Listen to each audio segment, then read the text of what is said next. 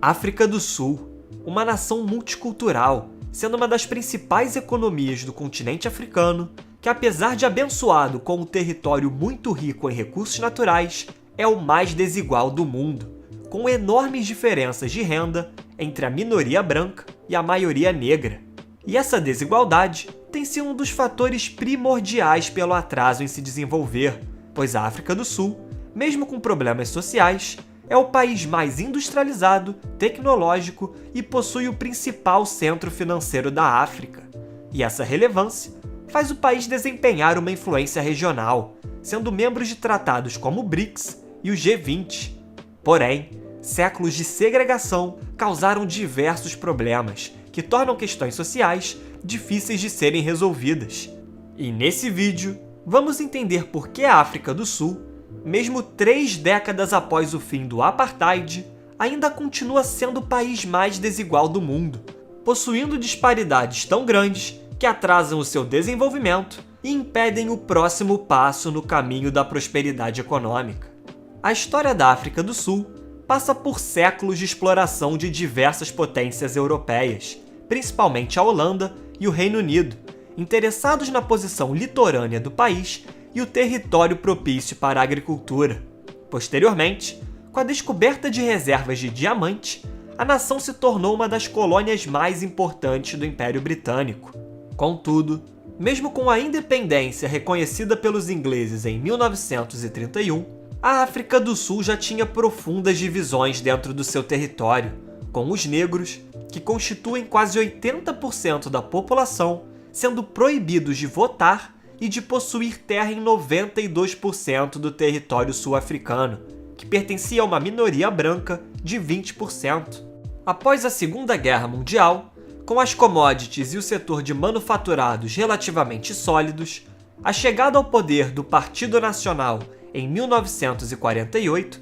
constituído por africâneres, uma minoria de sul-africanos descendentes de holandeses e alemães, solidificou a segregação racial, instituindo o apartheid, classificando todos os cidadãos por raça, proibindo casamento entre pessoas de raças diferentes, requerendo documentos para não brancos entrarem em determinadas áreas, separando diversas instituições e áreas públicas entre brancos e não brancos, além de mais de 3,5 milhões de negros serem forçados a sair de suas casas para viver em regiões periféricas, rurais e pouco desenvolvidas, chamadas de bantustões. E apesar das diversas revoltas populares ao longo dos anos, liderados pela ANC, um partido político com a liderança notória de Nelson Mandela, o regime se manteve no poder, condenando Mandela à prisão perpétua junto de diversos opositores políticos do regime, além de classificar a ANC como organização terrorista e responder com brutalidade às manifestações ao longo dos anos.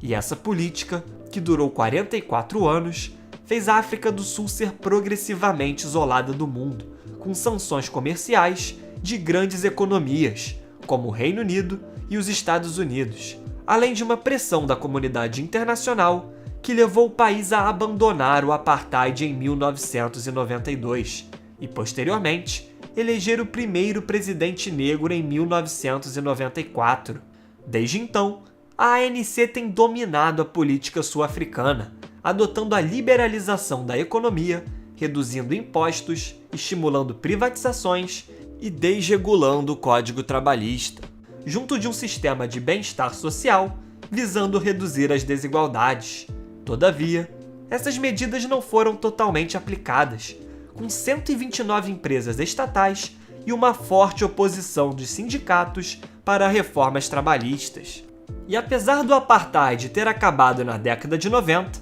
ainda existem marcas muito presentes dessa divisão até hoje, com os 10% mais ricos detendo 71% de toda a riqueza nacional, enquanto o Brasil, por exemplo, outro país muito desigual, os 10% mais ricos detêm 43%. No entanto, diferente da maioria dos países desenvolvidos, onde a desigualdade social existe, mas está majoritariamente ligada a pessoas de classe média, que estão com salários estagnados há alguns anos, enquanto veem o aumento no número de bilionários que podem comprar jatinhos, iates ou viajar para o espaço. O caso da África do Sul é um pouco diferente, pois boa parte da parcela privilegiada da população não é excessivamente rica, mas sim do nível de classe média de um país desenvolvido, enquanto mais da metade de seu povo vive abaixo da linha da pobreza. E essa desigualdade afeta outros setores da sociedade, pois em situações de extrema pobreza, um trabalhador pode não ter acesso à educação de qualidade, conseguir se especializar e ter possibilidade de ascender socialmente, o que leva as pessoas a não atingirem a produtividade máxima. E esse é um dos principais motivos pela produtividade do país se manter estagnada desde 2011, com estimativas do Banco Mundial que uma criança sul-africana, futuramente quando entrar no mercado de trabalho, será 59% menos produtiva do que crianças de países com alta qualidade na educação, como o caso da Singapura, por exemplo.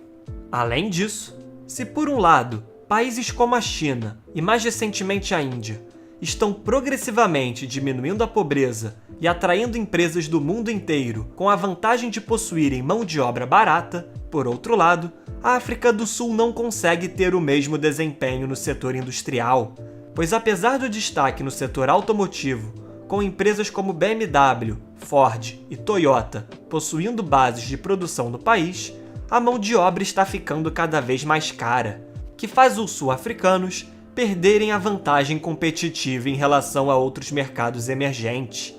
E esse cenário evidencia o desafio para unir uma população multicultural, com 11 línguas oficiais e diversas religiões para se chegar a um consenso político, principalmente com a política populista que assola o país desde o século XXI, e está diretamente ligada à corrupção nos últimos anos, evidenciada pelos protestos em julho de 2021,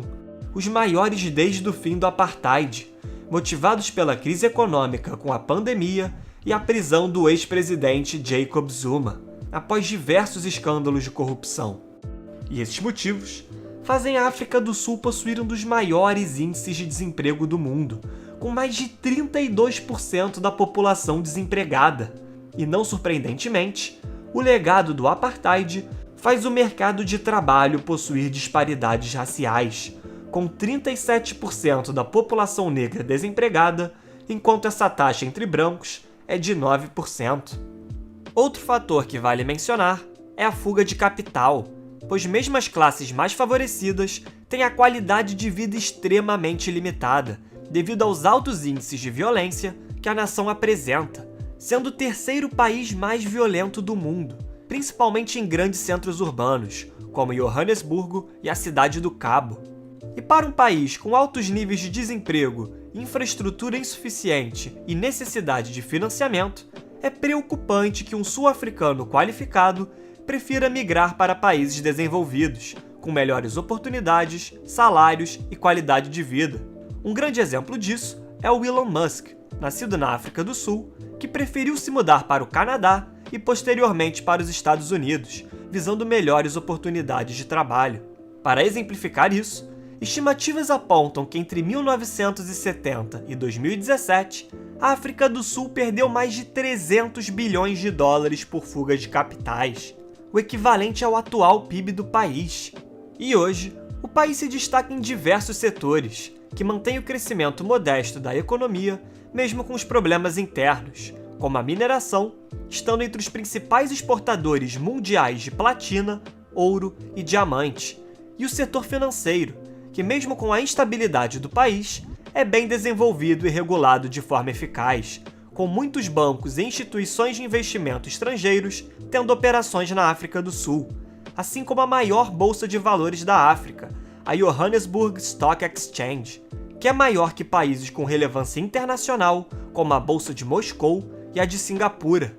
Mas apesar desses dois setores desempenharem um papel relevante na economia sul-africana, a indústria de serviços é a principal do país, principalmente com o setor de telecomunicações, devido a falantes de inglês e a mão de obra barata, além do destaque na indústria do turismo, recebendo mais de 10 milhões de turistas anualmente, interessados no ecoturismo e nas lindas paisagens africanas.